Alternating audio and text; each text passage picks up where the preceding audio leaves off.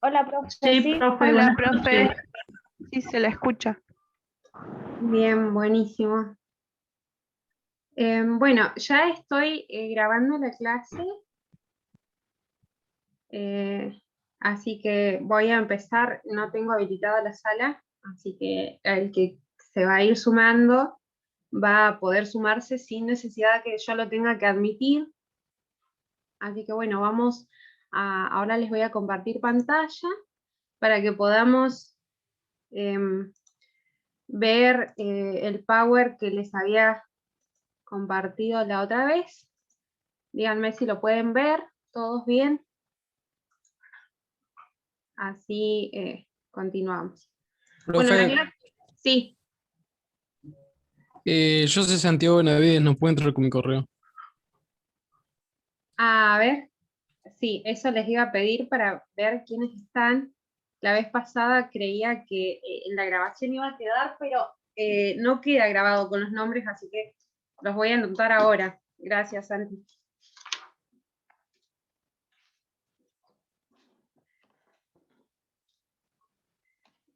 Cualquier cosa, les voy a consultar quiénes están, pero si alguno no menciono, me avisan. Y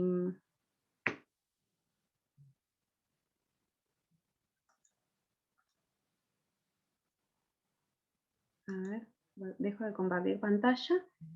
Sí, así los puedo ver a todos. Está entonces Gladys.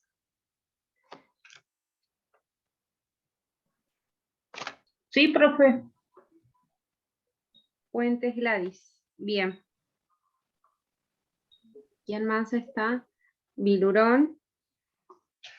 Estefanía.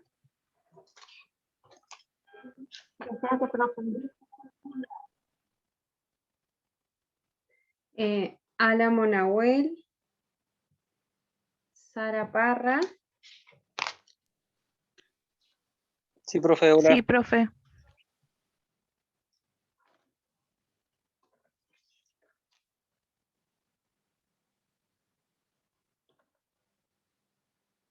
Santiago, ¿me dijiste vos? ¿Estás? Sí, profe. Ah, bien. Eso, quería saber. Bueno, Lenny Clara. Nicole Roldán. Bien. Dos. Bueno, ahora sí. Les tomo asistencia, si bien... Sí, no sé quién habla. Ah, Eliana. Sí. Bien. Les decía que les tomo asistencia para luego saber quiénes están, por lo menos tienen contacto o demás, si bien no se está tomando asistencia desde la institución, pero se trata de continuar pedagógicamente con todo lo que es el sistema educativo en sí, si bien no es necesario por una cuestión de conectividad y demás que estén todos presentes, pero sí para poder ver quiénes participan, quiénes no, eso se tiene mucho en cuenta al momento de evaluar. Así que bueno, si alguien se va sumando, a ver, dejo un mensaje en el chat.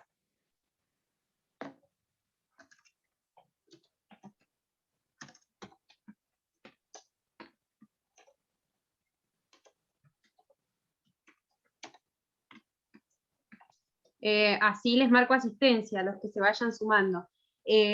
Vamos a continuar viendo la unidad 2, vuelvo a compartir pantalla, que estábamos viendo de persona humana. Nosotros hablamos de persona, hablamos del concepto de persona la clase pasada, hablamos de que se la distingue como una persona individual, dijimos que el Código Nuevo Civil y Comercial no lo menciona al concepto, pero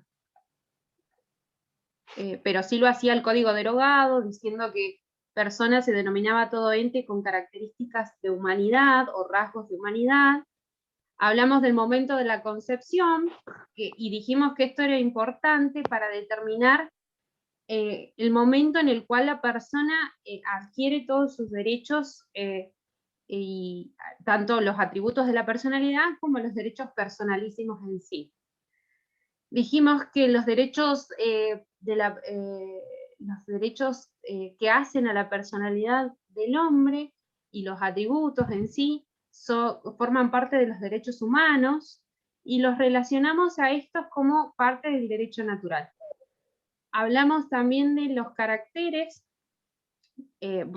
hablamos de los atributos, vuelvo la diapositiva, hablamos de los atributos de la personalidad que forman a la persona, son parte de ella, son inherentes a ella, cualidades inherentes a todos, y que hacen, como dije anteriormente, a su individualidad en la sociedad. Así también dijimos sus caracteres, son necesarios, son innatos porque se adquieren con el nacimiento, vitalicios porque se extinguen con la vida de la persona, inalienables, es decir, que no se pueden hacer transacciones con los atributos de la personalidad, e imprescriptibles, es decir, que no se pierden ni se adquieren con el tiempo, pero esta característica es muy importante en cuanto al momento de relacionarla con el cambio de nombre, que el nombre es uno de los atributos de la personalidad, ya que es la única excepción en la cual puede mutar el nombre. Y yo les di como ejemplo que el nombre puede mutar de una persona en caso de que sea una persona, en los casos de identidad de género, se puede hacer cambio del nombre, o sea que ahí sí va a adquirirse con posterioridad un nombre distinto del que se adquirió con el origen, o sea, es decir, con el nacimiento. Y también les dije que podía ser de los delitos que hayan sido cometidos en las dictaduras, de la desaparición forzada de personas. También la acción para reclamar el nombre de estas personas no va a prescribir, es decir, esas personas que desconocen sus orígenes van a tener siempre la posibilidad de reclamar su nombre o su origen. Bueno, les hablé de nombre y domicilio. Les muestro, quedamos en domicilio, pero bueno, les refresco todo lo que hemos hablado en la clase anterior, para que se puedan ubicar en los temas. Dijimos que el nombre es el atributo de la personalidad que distingue a la persona en la sociedad, y que está compuesto por el nombre de pila o prenombre, que en un primer momento lo eligen los progenitores, ya que a ellos les corresponde por una cuestión de representación legal, y después este puede cambiar por los motivos que mencioné anteriormente. Puede cambiar porque la persona no se sienta identificada con este nombre, porque le afecte a su personalidad, ya sea por delitos, por cuestiones de identidad de género, y delitos en cuanto a la desaparición forzada de personas, o de sustracción de personas en los cuales las personas no conozcan su nombre real.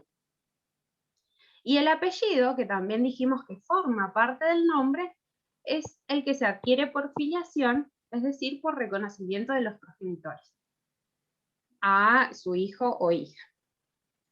Después, también dimos un par de ejemplos y demás. Hablamos de los caracteres del nombre, dijimos que es obligatorio, que es único, una persona no puede tener más de uno, es indivisible, porque no puede tener frente a un grupo de personas un nombre y frente a otro grupo de personas otro nombre, es oponible, y cuando hablamos de oponibilidad, dijimos que uno podía hacer valer su nombre frente a todos, es decir, yo voy a decir que es mi nombre frente a cualquier sujeto o ciudadano de la sociedad. Dijimos que no tiene valor patrimonial, es decir, es extrapatrimonial o de valor moral, pero dijimos que había una excepción en cuanto a si el nombre lo utilizaban terceros y esto veía afectado nuestro honor o nuestro buen nombre, pero lo que va a tener valor económico, patrimonial, no va a ser el nombre en sí mismo, sino el derecho afectado, es decir, la indemnización que va a corresponder a esa persona por habérsele afectado su derecho al nombre. Es inalienable, porque dijimos que este carácter está relacionado con que no forma parte del comercio, no puede ser objeto de transacciones jurídicas o demás, y es imprescriptible en cuanto hablamos de que no se adquiere, o sea, no se pierde con el transcurso del tiempo, es decir, siempre está la posibilidad de adquirirlo, la posibilidad de reclamarlo en todo momento, y de conocer nuestros orígenes en cuanto a nuestra identidad. Esto dijimos de nombre.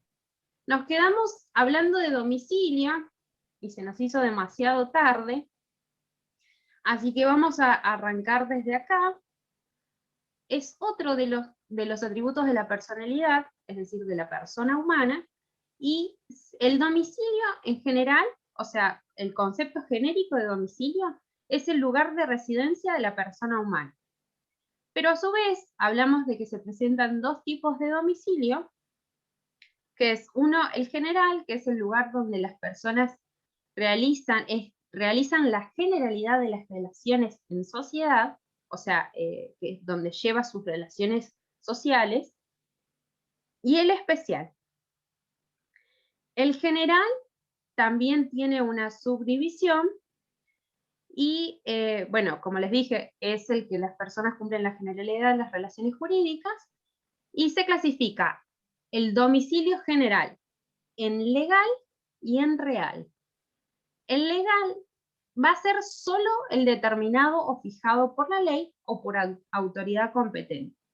En este caso, como ejemplo, y es el único que les puedo dar, es el que nosotros tenemos establecido en nuestro DNI, en nuestra identificación, Documento Nacional de Identidad.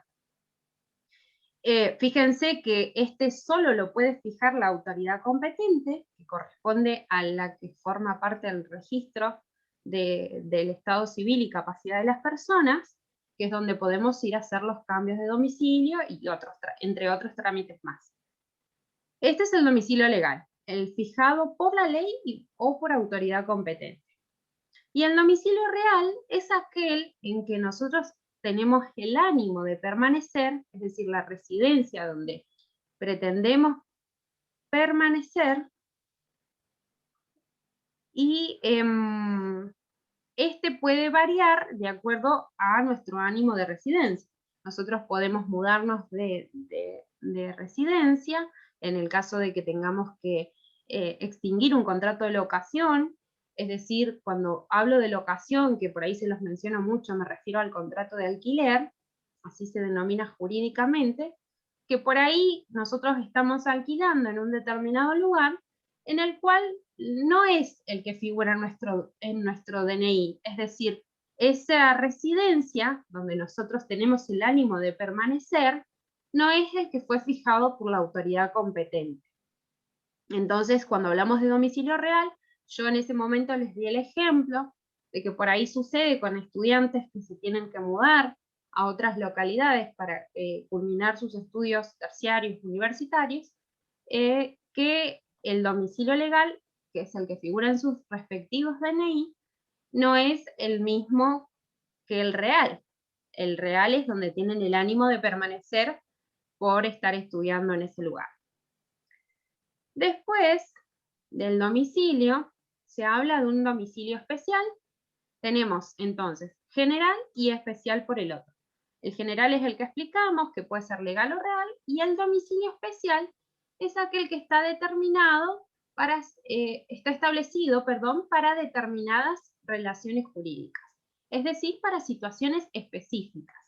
Por ejemplo, puede ser convencional cuando establecemos que el lugar de cumplimiento de un contrato es en una determinada jurisdicción, ciudad, lugar, localidad, o puede ser establecido por la ley, que es el que generalmente por ahí se determina para resolver determinadas situaciones o relaciones jurídicas. Bueno, ahí les puse los ejemplos. El domicilio establecido para cumplir ciertos efectos de un contrato, o el domicilio que se debe constituir una vez iniciado un proceso judicial, a donde me son notificadas las resoluciones. Nosotros, cuando nos inician o alguien interpone una demanda reclamando algún derecho ante un determinado juzgado, según la materia que se trate, la persona que es demandada, es decir, a la persona a la que yo le estoy reclamando, tiene que constituir un domicilio especial, porque es el lugar donde esa persona va a ser de fácil ubicación para la justicia, notificarle todos los actos o resoluciones que se vayan desarrollando en el proceso judicial.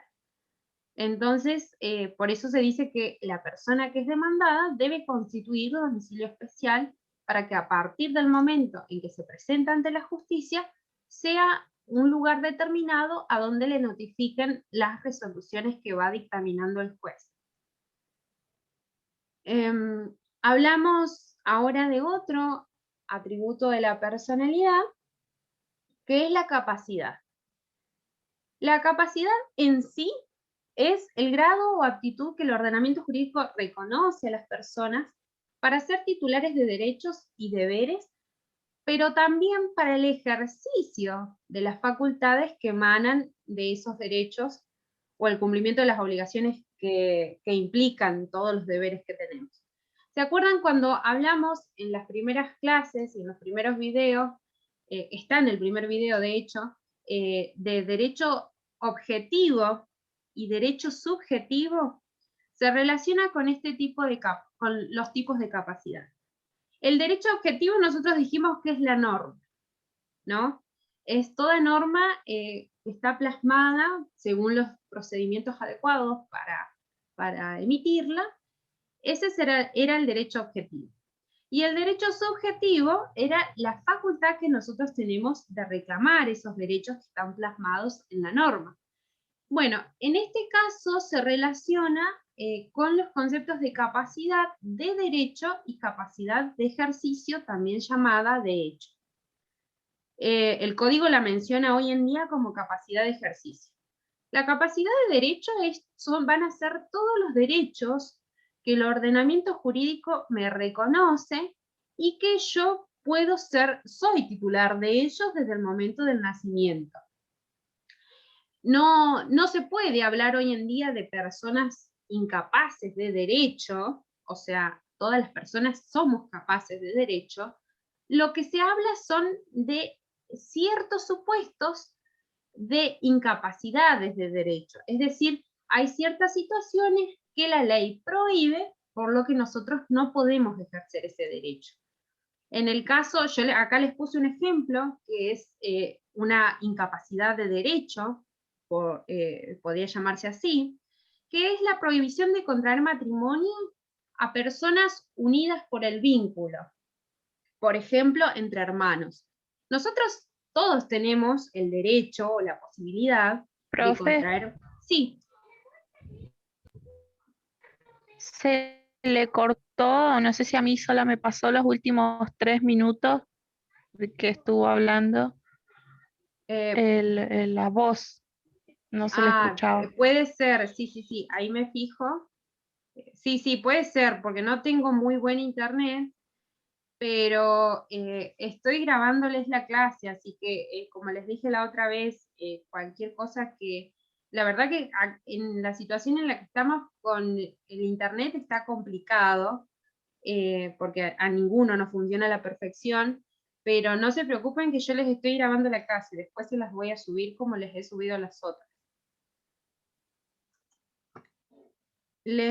Bueno, les sigo explicando. Bueno, profe.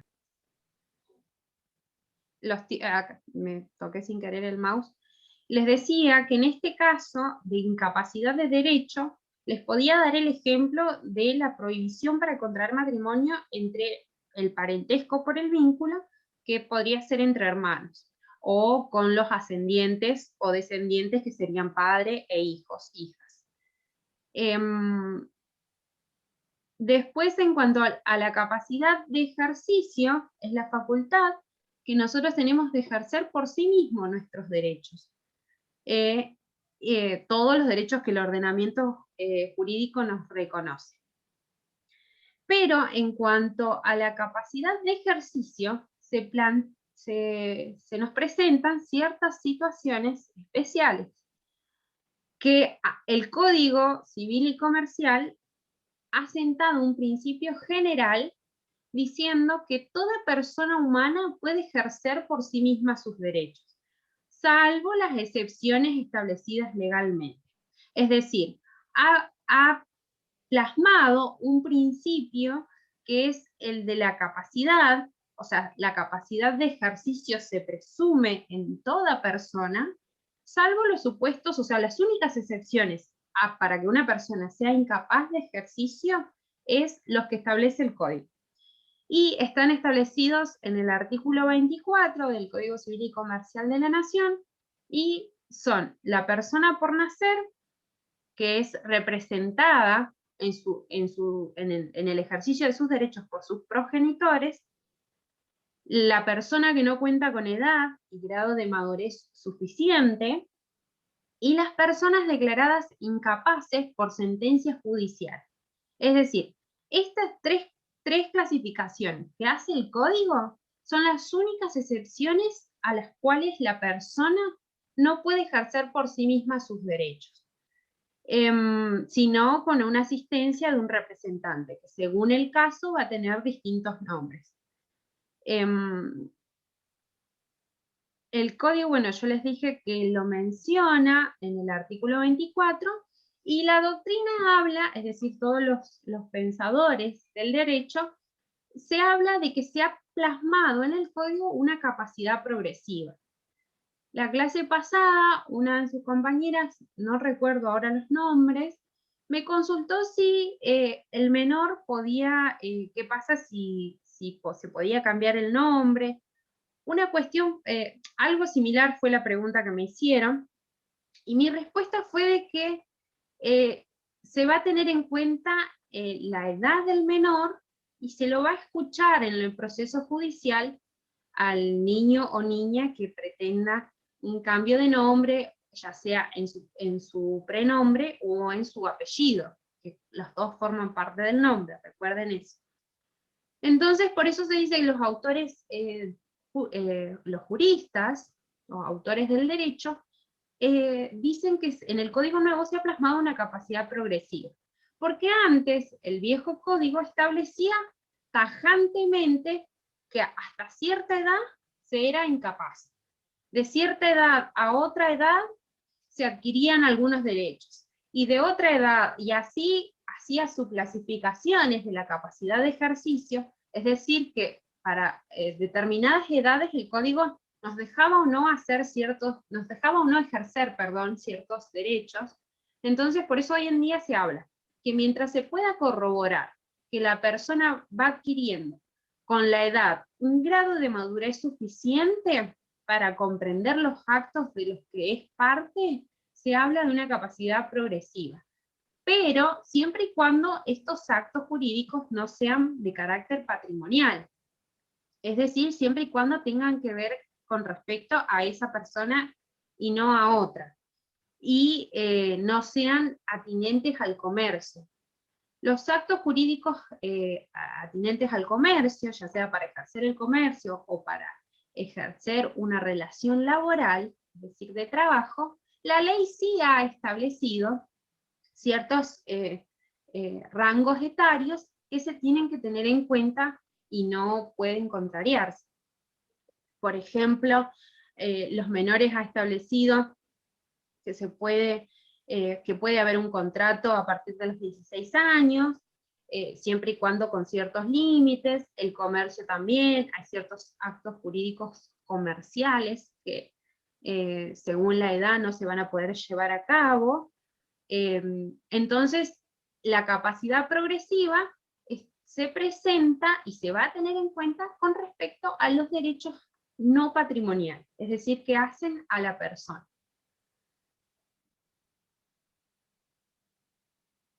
Otro de los atributos de la personalidad es el estado civil. El estado civil uno siempre lo suele relacionar, es el estado o situación en la que se encuentra una persona respecto de un grupo o de específicamente de un grupo familiar. Uno siempre lo relaciona con el estado civil en relación al matrimonio, pero hay un estado civil con relación a otros parámetros más. Bueno, como les dije, el estado es una situación o posición en la que se encuentra una persona humana respecto de los vínculos familiares. Se determina con relación al matrimonio, donde el estado de la persona puede ser casado, casada, soltero, soltera, viudo, viuda, separado de hecho, o divorciado o divorciada. También se determina con respecto a la unión convivencial, donde el estado civil, si esa unión convivencial está inscrita en un registro civil, el estado civil de esa persona va a ser conviviente. Y se determina el estado civil con relación a la parentalidad. Los estados de familia en relación a la parentalidad pueden ser padres, madres, hijos, hijas. Pero a su vez, estos se distinguen en parentescos consanguíneos, es decir, los que tienen un vínculo de sangre, los adoptivos, es decir, todas aquellas adopciones que han sido inscritas en un registro civil, y por voluntad procreacional.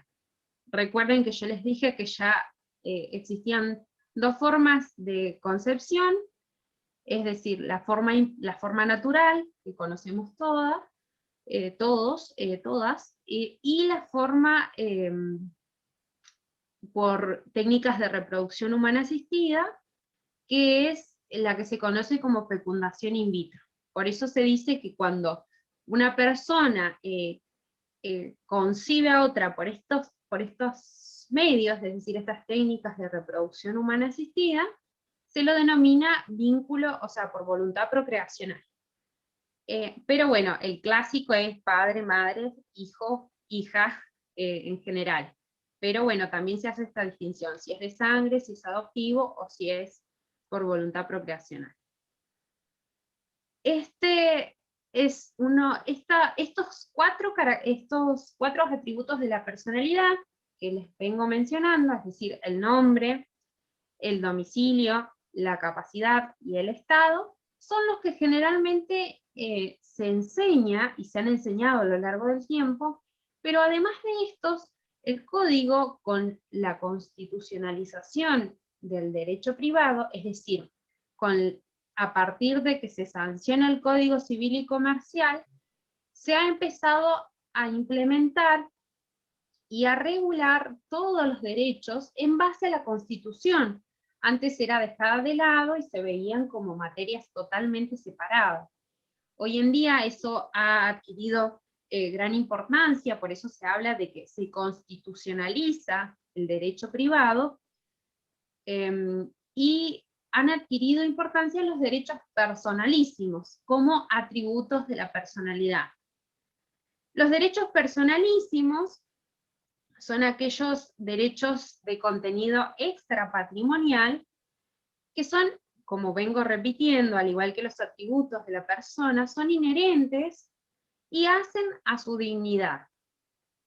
Entre los derechos personalísimos están los que hacen a la personalidad física del hombre, como el derecho a la vida, el derecho a la integridad física y el derecho a la disposición del cadáver. El derecho a la vida nosotros ya hemos visto y les he explicado desde cuándo se considera que comienza la vida de la persona. Nuestro código dice desde la concepción y deja abierta a interpretación el momento de la concepción, que es el tiempo de 120 días que hay entre el mínimo del embarazo y el máximo, que son 300 días. Y bueno, desde ese momento hablamos que existe un derecho a la vida. y a partir de que el feto o embrión se va desarrollando y es una etapa, un principio de gradualidad de la vida, se va protegiendo cada vez más, y cuando nace esa persona, si nace con vida, adquiere todos los derechos que el ordenamiento jurídico les reconoce. Entonces se dice que a partir de ahí, todos esos derechos, y estos de los que estoy hablando ahora, así como también los atributos de la persona, son irrevocables. Es decir, no se pueden dejar de lado, o no se pueden retractar de ellos, o cambiar, salvo las excepciones que les he explicado. El derecho a la integridad física es un derecho que ha sido incorporado en nuestro código y tiene que ver con la posibilidad de disposición que nosotros tenemos, no solo con respecto a nuestro cuerpo, sino también con respecto a la disposición del cadáver. Es decir, cuando nosotros podemos decidir hoy en día qué va a suceder con nuestro cuerpo una vez que se extinga nuestra vida. Son derechos que son derechos personalísimos, y tenemos la posibilidad y elección de decidir qué haremos con él, si lo enterramos, si lo cremamos y demás.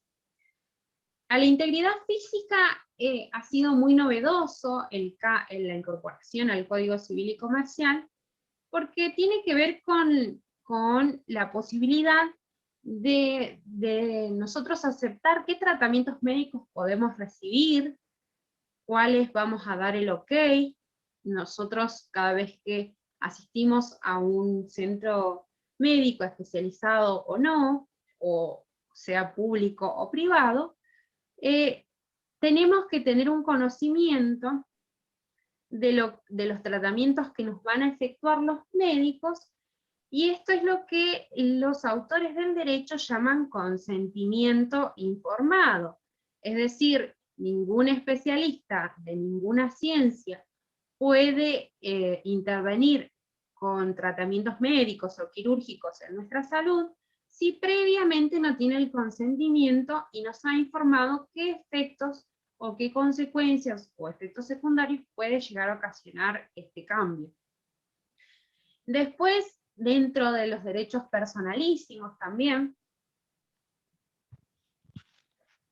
hacemos otra distinción que es con respecto a aquellos que hacen a la personalidad espiritual, es decir, a lo que la persona percibe, se siente y pretende hacer, el famoso plan de vida que les menciono siempre, que tiene que ver más bien con un ámbito privado, con un ámbito del yo, de lo que, cómo me siento, cómo pretendo, y demás con respecto a mi vida. Uno de los derechos es el derecho al honor, es decir, toda persona tenemos derecho a que se respete nuestro buen nombre, y no se avasalle el mismo con calumnias o injurias. Es decir, cuando vemos que nuestro honor está siendo afectado, es factible de reclamación judicial, pero bueno, tiene que estar bien fundamentado y probar las causales que demuestren que está afectándose mi honor. También el derecho a la identidad personal es otro de los derechos personalísimos y que forman parte de los atributos de la personalidad. El derecho a la identidad personal, que se los mencioné también cuando hablé de nombre, tiene que ver con cuando se habla del derecho a la identidad, es decir, a cómo la persona se percibe, cómo se siente, y también en los casos que les menciono siempre y les reitero, en cuanto a delitos de desaparición forzada de personas, de sustracción de personas, de sustracción de identidad también, cuando se habla de delitos de trata de mujeres y demás. Bueno, todas estas afectaciones pueden reclamarse porque existe un derecho personalísimo que es el derecho a la identidad personal. Después también está el derecho a la intimidad, que por ahí esto les costó bastante cuando hicimos el trabajo en interpretar el artículo 19 de nuestra Constitución, que tiene que ver que todo aquello que el Estado, la pregunta era cuáles son los actos que el Estado no puede regular. Y es por esto mismo que el Estado no puede regular nuestros actos que hacen a nuestra intimidad, es decir, a nuestra privacidad, y que también podemos llegar a reclamar si hay un abuso de intromisión por parte del Estado o de terceros, es decir, otros particulares de la sociedad, cuando afecten mi intimidad. También, como derecho que hace la personalidad espiritual, está el derecho a la imagen, es decir, que yo puedo reclamar en alguna situación en la que se publique alguna imagen, retrato, o se difunda información que hace a mi imagen personal, surge una acción para reclamar este derecho, si es que está siendo vulnerado. Después, el derecho a la igualdad, que también surge de nuestra Constitución, está plasmado en el artículo 16, y lo que sí habla el artículo 16 es de una igualdad formal, es decir, una igualdad que se va a plasmar para todos sin un caso concreto específico. Cuando haya que tildar de igual a una situación o de iguales a personas porque se encuentran en una situación, se van a analizar los casos concretos y se va a analizar el término o el concepto igualdad en base a la realidad, que es lo que se denomina igualdad real de oportunidades.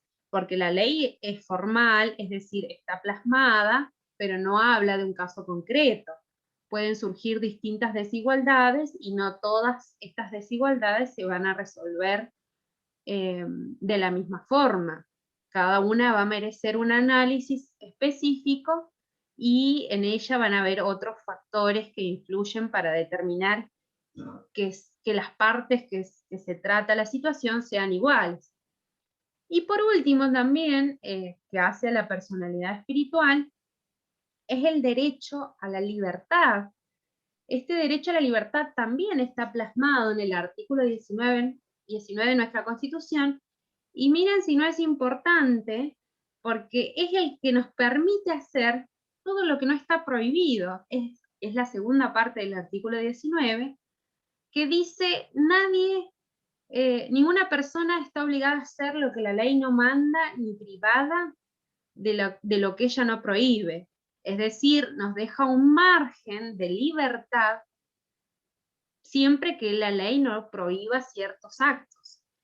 Y esto es importante porque es lo que nos permite, como les vengo explicando desde la primera clase, llevar nuestros actos internos de la vida y que estos no sean afectados. Es decir, que el Estado, nosotros le hemos delegado la posibilidad de regular, pero solo los actos externos, no los internos. Bueno, como les decía, estos son todos los derechos personalísimos que nuestro Código Civil y Comercial los ha incorporado y son parte de los famosos derechos humanos y de los derechos que hacen a la persona por el solo hecho de ser persona. Si habría que clasificarlos en derecho natural o derecho positivo, a estos los podríamos clasificar como parte del derecho natural, porque en cualquier parte del mundo que me encuentre, es decir, universales, los mismos se van a tener que respetar y se deben hacer cumplir por el solo hecho de ser persona. También son inmutables, es decir, que no van a cambiar con el paso del tiempo, porque son cuestiones que siempre van a ser a la dignidad de la persona. Y van a ser supralegales, porque no es necesario que una ley los determine. Hay una razón, que es la razón humana, que nos va a hacer distinguir que estos van a ser derechos humanos o derechos naturales y no otros. Acuérdense que las características del derecho natural son 3, y es que son supralegales, universales e inmutables. En cualquier parte del mundo, en cualquier lugar, en cualquier momento, siempre van a estar presentes. No importa la situación real que viva o que vaya cambiando la sociedad o que viva la sociedad. La historia hace que los derechos vayan modificándose, pero estos van a permanecer siempre. Y en cuanto, el último punto, es el fin de la existencia de la persona humana, y hablamos de que la persona humana extingue su vida con la muerte, pero hablamos de que la muerte tiene distintas causas. Pueden ser causas naturales, es decir, por el cese de las funciones vitales. En estas causas naturales también se contempla la muerte que es a la cual se ha dado por distintas enfermedades o razones de desmejoramiento de la salud humana. Están todas estas incluidas acá, en muertes por causas naturales. Después puede ser por suicidio, la extinción de la persona humana, por acción de otra persona, es decir, por un homicidio, o por un accidente, cualquiera sea el tipo de accidente. Y después, nuestro código regula un instituto que hace a la muerte, que se denomina presunción de fallecimiento. Esta presunción de fallecimiento se va a dar cuando sucedan ciertas circunstancias. La presunción de fallecimiento va a ser cuando se ausente una persona de su domicilio o de su lugar de residencia habitual por más de 3 años y de las cuales no se tenga noticias de su paradero. Se la va a declarar presunta fallecida hasta que esto puede ser que nunca se pueda saber, o sea, que esa persona nunca aparezca, nunca se la encuentre con vida. Se extinguen algunos derechos, pero otros que son atinentes a la personalidad humana quedan subsistentes, que pueden llegar a reactivarse en cuanto a la persona humana aparezca con vida.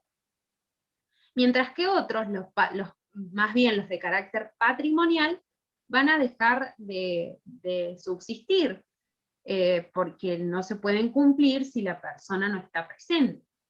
Esta es una de las causales, porque la persona se ausenta más de 3 años y de la cual no se tiene noticias de su paradero. Otra de las causales que pueden hacer declarar el presunto fallecimiento es cuando de 2 años, cuando la persona se encontraba en un lugar donde ocurrió algún terremoto, o sea, catástrofes naturales, un incendio, una situación de guerra, entre otros. Si esto, desde el momento en que esto ocurrió, a partir que ocurrió, o que se presume que puede haber ocurrido, porque la fecha puede variar, puede ser que no se tenga una fecha o una hora exacta, y a partir de ahí, hasta 2 años, desde que no se tenga noticias de esa persona y se haya encontrado en alguna de estas situaciones, se la va a declarar presuntamente fallecida. Y después, la otra posibilidad, que nosotros tenemos un caso acá en Argentina muy conocido, y que salió por todos los medios, es el de Lara San Juan, que se va a declarar a la persona presunta fallecida si desde el momento en que ocurrió o pudo haber ocurrido el hecho, o sea, es decir, la persona se encontraba en algún buque o aeronave que esté naufragada o perdida. Desde el momento en que esto ocurre, y pasando 6 meses, sigue sin conocerse el paradero, o no se encuentran los cuerpos de estas personas que se está buscando, se va a declarar el presunto fallecimiento. Tengan en cuenta que la persona humana cuando extingue su existencia, o sea, cuando es el fin de su existencia, la muerte está representada, es decir, quien declara por cualquiera de las causales, salvo el presunto fallecimiento, que tiene un procedimiento especial, la muerte de una persona está determinada por medio de un instrumento público, que es la partida de defunción, que es firmada por los especialistas de la salud que establecen la causa específica de la muerte. Una vez que esta partida de defunción es labrada, es decir, redactada por el especialista médico que atendió a la persona, es a partir de ahí inscripta en el registro de estado civil y capacidad de las personas, así como también se inscribe al momento del nacimiento mediante acta de nacimiento a las personas para determinar el inicio de la vida. Bueno, yo sé que por ahí hablé un poquito rápido, pero no se preocupen que la clase se está grabando y se las voy a subir apenas ahora se termine de llevar, o sea, de descargar completa. Lo mismo el PowerPoint que les hice, también se los voy a subir. Y con respecto a la clase anterior y a la clase de hoy, les voy a subir un trabajo que hacen a todo lo que es persona humana. No se preocupen que no es tan largo. Traté de buscar alguna forma divertida para hacerlo. Todavía no he puesto fecha de presentación, así que, o creo que sí, creo que está en el trabajo. Les puse el 2 de junio, pero teniendo en cuenta que hemos empezado tarde y demás, vamos a ir viendo. De igual manera, no esperen hasta último momento, vayan haciéndolo, pueden ir haciendo de alguna pregunta y demás, y recuerden que siempre está disponible mi teléfono, o sea, mi contacto, para consultarme, hacerme preguntas. Yo los puedo guiar, los puedo ayudar, o si por ahí se complica mucho, no tengo drama de hacerles una clase de consulta y demás. Así que bueno, hasta ahora, ya por la hora, no les voy a dar ningún teórico más, pero bueno, el teórico es el que le subí la clase pasada, el teórico es el que le subí junto con con el video de la clase pasada. Ese teórico tiene todo lo correspondiente a la clase del 19 y a la clase del día de hoy. En base a ese teórico es el trabajo que les voy a subir ahora cuando termine de bajar la clase para que la puedan ver. Por eso les digo que no se preocupen por ahí si algunas partes no se escuchó y demás, porque de igual manera les subo la clase. Así que no sé si se entendió, por ahí capaz si se cortó mucho, bueno, pido disculpas, va a suceder siempre esto, por la mala calidad de internet que tenemos con cualquier proveedor en la localidad. No sé si lograron entender, si tienen Profe, alguna... Sí. ¿puedes subir el teórico en PDF? Sí, no tengo drama. Yo lo subo por ahí Bueno, en el archivo que lo creo yo, pero si alguno tiene inconvenientes para abrirlo, o por el formato, el teléfono no les permite o demás, avísenme enseguida, porque no esperen hasta último momento para decirme un día antes o 2 días antes de las fechas de entrega, no lo pude abrir, no sé de qué o sea, o no, porque yo puedo buscar soluciones y formas. Yo les pido por favor que cualquier situación o cuestión que surja, no esperen hasta último momento, porque después se va juntando todo, y incluso yo también tengo otros trabajos y demás, y a todos se nos complica a última hora estar respondiendo y resolviendo todas las inquietudes. Pero si no les logra abrir el archivo, necesitan que se los mande en otro formato, si no logran entender las consignas, pídanme, escríbanme. Yo no tengo problema siempre, bueno, les he dicho que siempre y cuando sea hasta el horario de clases, de lunes a viernes, hasta las 23:40 respondo. Y después un sábado, un domingo, mientras los horarios no sean muy desubicados en cuanto al descanso y demás, tampoco tengo problema. No se ofendan si no les contesto un sábado o un domingo, pero creo que todos queremos descansar el fin de semana. Pero después el resto del día estoy a su disposición con cualquier duda, con cualquier consulta. Así que bueno, nada, no sé si me lograron entender, se escuchó algo y demás.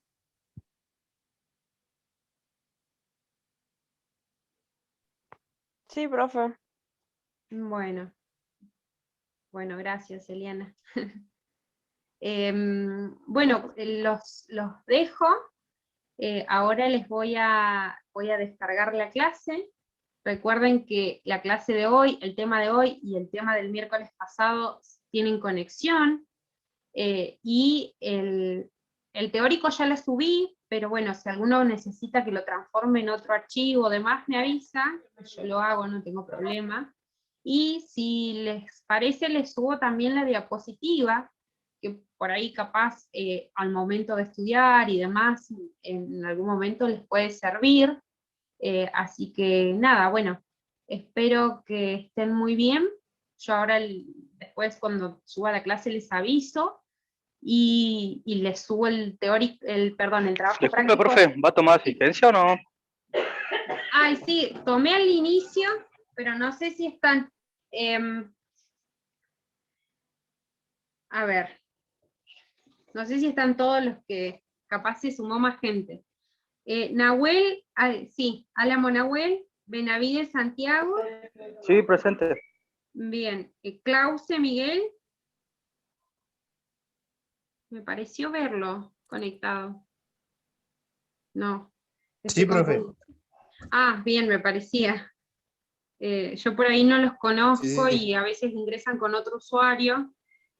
Bueno, Jara, Brisa, Camila, Jimena, no hay nadie. O sí, a ver, Camila, ¿sos Jara? Jara Camila, profe. Ah, bien, bien, bien. Jara Camila. Glenis, ya te había puesto presente. Sí, profe. Lara Lucas no está. Parra Sara, también me pareció que estaba, sí. Nicole Sí, profe. Roldán, Acá estoy. también. San Martín Julián no. Bueno, algunos por los nombres ya más o menos los ubico, pero porque han estado presentes. Sandoval Selva, ¿estás?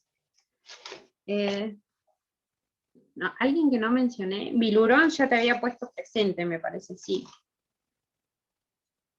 ¿Me puso que presente, profe? Sí, Selva, ¿hablaste vos? Sí, sí. Sí. Le había A mí entendido, no está. no me nombró. Perdón, Eliana. Sí, pero te puse presente. Ah, bueno. Disculpa.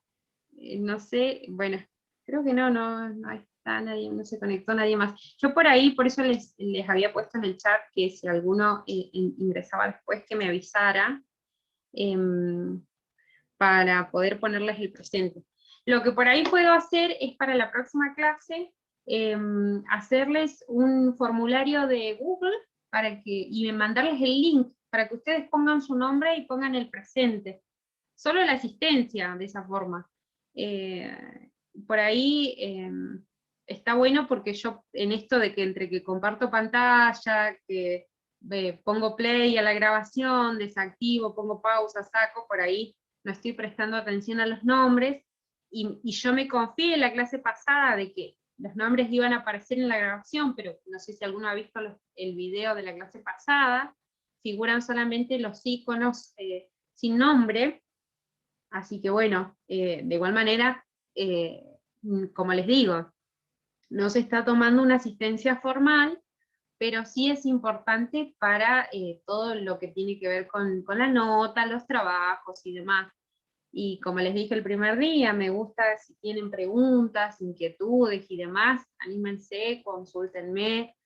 También si tienen inquietudes que por ahí pueden surgir o dudas atinentes al derecho, o a los temas que estamos tratando, no tengo problema de contestarles y demás, así que, bueno, ya saben, cualquier cosa me escriben. Yo ahora voy a subir el práctico número 2, tiene como en primera instancia fecha de entrega el otro miércoles, pero no se preocupen que me parece que la voy a cambiar a la fecha, porque bueno, eso es en su momento cuando planifiqué, y bueno, el teórico ya se lo subí. Avísenme por privado, por favor, quién necesita otro formato, porque por ahí yo en los grupos me voy pasando, no me doy cuenta que por ahí preguntan en los grupos, sí leo todo, por supuesto, pero por ahí capaz tengo tantas cosas que hacer y demás que se me pasa, recuérdenme, insístanme, y nada, desde ya muchas gracias, los dejo, nos vemos el próximo miércoles, y bueno, el que aún falta trabajo a entregar, realícelo y consúlteme. Yo estoy entregando notas la otra semana, así que bueno, nada, no dejen que pase el tiempo. Que estén muy bien y hasta el próximo miércoles.